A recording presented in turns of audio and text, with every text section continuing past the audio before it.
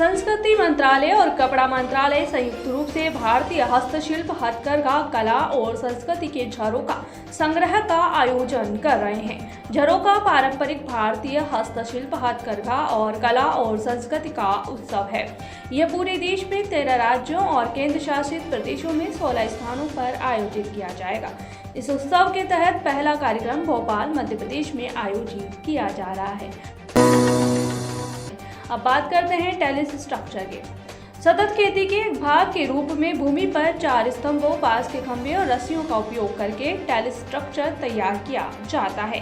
चूंकि पौधे विशेष रूप से लताएं टेरेस स्ट्रक्चर में लंबवत रूप से विकसित होती हैं, इसलिए तने, फूल और फलों के सड़ने की संभावना बहुत कम होती है।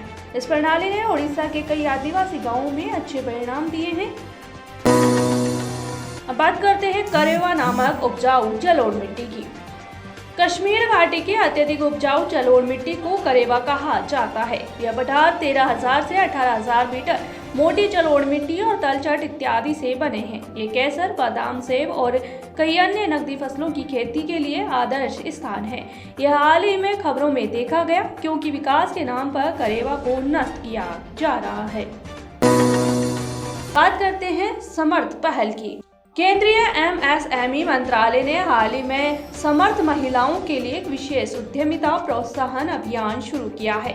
समर्थ के तहत मंत्रालय की कौशल विकास योजनाओं के तहत आयोजित मुक्त कौशल विकास कार्यक्रमों में 20% सीटें इच्छुक और मौजूदा महिला उद्यमियों के लिए आवंटित की जाएगी। 2022 तक दुनिया का सबसे बड़ा कच्चा तेल उत्पादक। जी हां, रूस दुनिया का दूसरा सबसे बड़ा कच्चा तेल उत्पादक है, जो केवल अमेरिका के बाद दूसरे स्थान पर है। रूस प्रतिदिन करीब 1.1 करोड़ बैरल कच्चे तेल का उत्पादन करता है। रूस के निर्यात के लिए किए गए तेल का लगभग आधा यानी कि प्रतिदिन 2.5 मिलियन बैरल यूरोपीय देशों को भेज दिया जाता है। इसका लगभग 1/3 हिस्सा बेलारूस के माध्यम से ड्रज़्बा पाइपलाइन के माध्यम से यूरोप में आता है। हाल ही में यूके ने प्रस्तावित किया कि G7 राष्ट्र अपने रूसी तेल और गैस के आयात को सीमित करेंगे। अब बात करते हैं सफेद वस्तुओं के लिए PLI योजना की। सफेद वस्तुओं यानी कि एयर कंडीशनर और LED लाइट्स के लिए प्रोटेक्शन लिंक्ड इंसेंटिव PLI योजना 2021 में 6,238 करोड़ रुपए के बजटीय परिपत्र के साथ शुरू की गई। PLI योजना का उद्देश्य पैमाने की अर्थव्यवस्थाओं का निर्माण, दक्षता सुनिश्चित करने और अक्षमताओं को दूर करके भारत के विनिर्माण क्षेत्र को विश्व स्तर पर प्रतिस्पर्धी बनाना है। इस योजना के लाभों में भारतीय विनिर्माण क्षेत्र में वैश्विक निवेश में वृद्धि, रोजगार के अवसरों में वृद्धि और भारतीय निर्यात को बढ़ावा देना शामिल है। रूस ने मित्र देशों की सूची जारी की है। जी हां, 7 मार्च 2022 को रूसी संघ की सरकार ने उन देशों और क्षेत्रों की सूची को मंजूरी दी जिन्होंने रूस के खिलाफ अमित्र कार्रवाई की। सूची के बारे में बात करें तो देशों और क्षेत्रों की अमित्र सूची में अमेरिका, यूरोपीय संघ यानी EU, United kingdom, Japan, Canada, Norway, Singapore, दक्षिण कोरिया, स्विट्जरलैंड और यूक्रेन शामिल हैं। कन्या शिक्षा प्रवेश उत्सव लॉन्च किया गया। जी हां, कन्या शिक्षा प्रवेश उत्सव स्कूल न जाने वाली भारतीय लड़कियों को औपचारिक शिक्षा और कौशल प्रणाली में वापस लाने का एक अभियान है।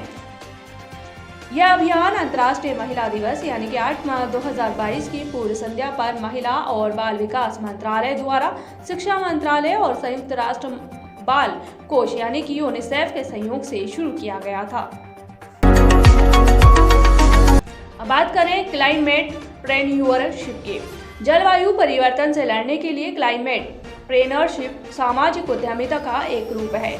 मुख्य बिंदु इसकी बात करें तो वाणिज्य और उद्योग मंत्री पीयूष गोयल ने पर्यावरण पर एक विशेष संवादात्मक सत्र only one earth A discussion on environment को संबोधित किया। इस सत्र का आयोजन एक्सपो 2020 दुबई में इंडिया पैवेलियन और भामला फाउंडेशन द्वारा किया गया। राजस्थान सरकार ने ऊंट संरक्षण और विकास नीति की घोषणा की है।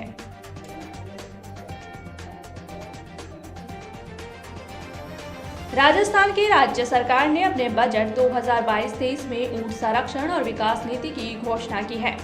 राज्य सरकार के आंकड़ों के मुताबिक राजस्थान में 2 लाख से भी कम ऊंट बचे हैं। 2022 के बाद से भारत में ऊंटों की संख्या 1.5 लाख की कमी आई है। 2019 में आखिरी बार गिने जाने पर लगभग 2.5 लाख ऊंट बचे थे।